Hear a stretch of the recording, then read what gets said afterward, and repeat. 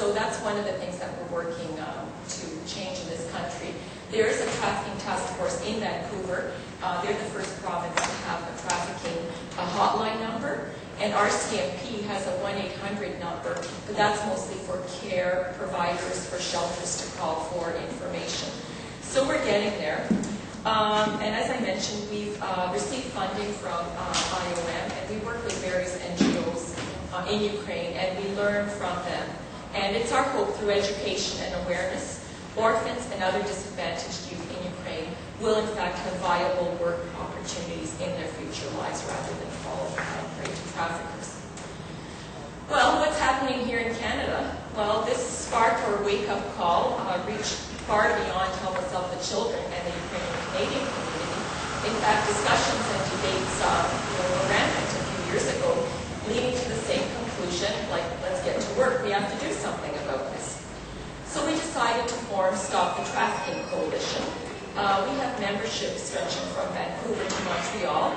We're a bit of an informal organization in that we actually can't afford to have national meetings, so we work through the internet. And our membership includes people from various organizations and numerous motivated individuals. And when we started off, we really didn't know what we were going to do. So we made an action plan. And of course, when you think of the issue of human trafficking, you think, oh my God, where am I going to begin? Like, this is just so complex. There's so many aspects of this. So we kind of broke it down, and there's a copy available at the display table. And we've kind of chosen areas that we feel that we can tackle. I mean, leave the law enforcement to the law enforcers, because that can become dangerous for a volunteer in some ways. But there's plenty of things that community groups and individuals like yourselves can do to help this issue. Some quick examples. We've organized some really, I guess, information type events at City Hall with other NGOs. We meet with the RCMP. We called up the RCMP and said, we want to meet with you. What are you doing about this issue? And many of the groups present in the audience today have been part of those meetings and communicate with the RCMP as well. We've tried to organize volunteer interpreters so that if there is a raid of massage parlors here locally, that the various nationalities that may be victims of human trafficking will have access to interpreters in their language. We've contacted local shelters, and bit by bit the local shelters in Toronto are becoming aware of the issue, and they're able to perhaps offer to take action. It's a dicey situation because if you have a victim of trafficking in your shelter, the trafficker is going to come and look for her. So there could be security issues, and the Salvation Army has taken action in this, their implementation of the Chrysalis project.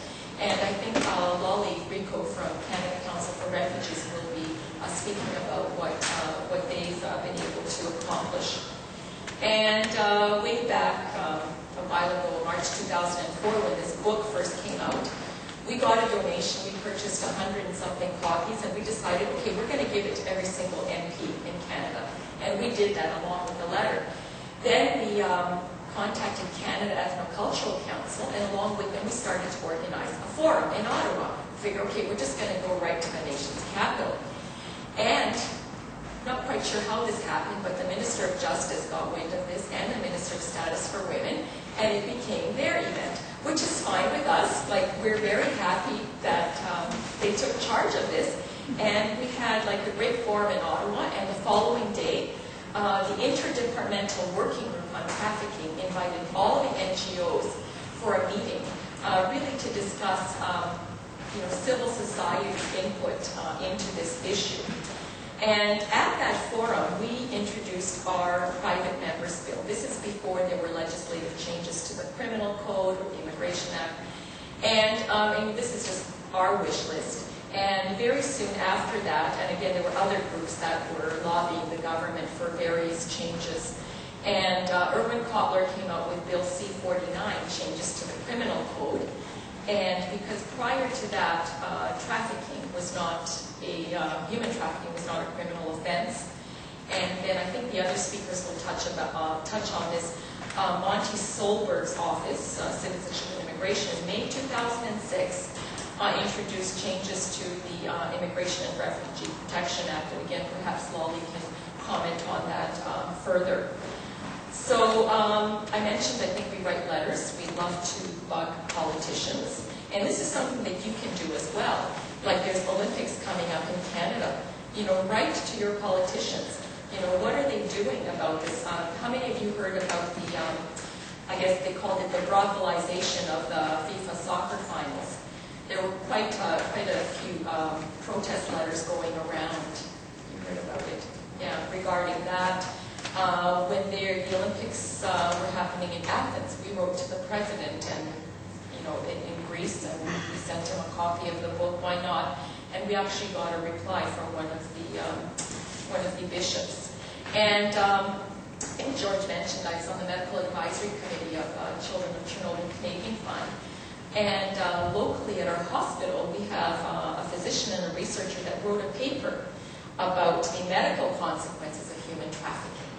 And you'd be surprised, they had to actually convince the Canadian Medical Association Journal that this was an issue. They weren't really looking at the content of the article, but the editor didn't believe that this actually existed in Canada. So anyway, to make a long story short, after a few rewrites, it was published. And again, I mean, this is great because we do need to lobby for the necessary education for emergency room and family physicians that may you know, be medically treating abused, trafficked women. And for anyone that's interested, I think there's a forum coming up in York University. In fact, it may be this month that will address the issue of human trafficking. So we submitted various papers on the topic of human trafficking, for example, to the Metropolis Immigration Conference. We were able to appear at some press conferences in Ottawa and as witnesses at one of the standing committee meetings for status of women.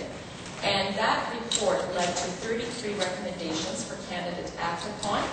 And this is to meet our obligations as signatories of the UN protocol to punish, prevent, and suppress trafficking in persons. And that is sometimes known as the Palermo Protocol. How many are familiar with this protocol or had a chance to go through it? Benjamin. Well, it's something if it interests you, it really outlines things, and George mentioned the TIP report. So the TIP report, Trafficking in Persons report, really measures all the countries around the world and how well they measure up to this protocol. So I'd like to mention some of the groups present in the audience today. Of course, the organizers, endexploitation.org, Lolly Rico of Canada Council for Refugees, Benjamin Santa Maria from Desert Rose, and Clara Ho is here from MedTrack. And the reason I'm mentioning this is there's various ways you can get involved. Of course, we welcome everybody to join our coalition, but you know, there may be a community group that you may be more interested in joining. There's Canada Religious Council, Women's Interchurch Council, Justice, Peace, and Integrity of Creation Working Group on Trafficking in Women. As I mentioned, Canada Ethnocultural Council, Salvation Army, Law Society of Upper Canada has taken an interest.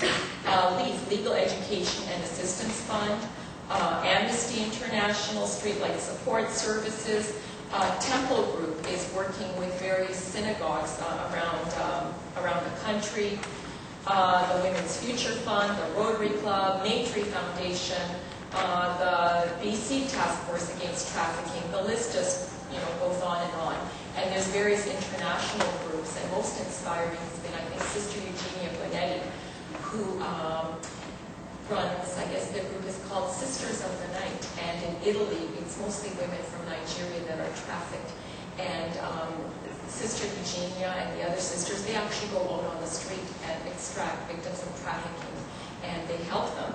And I noticed Clara brought this training kit.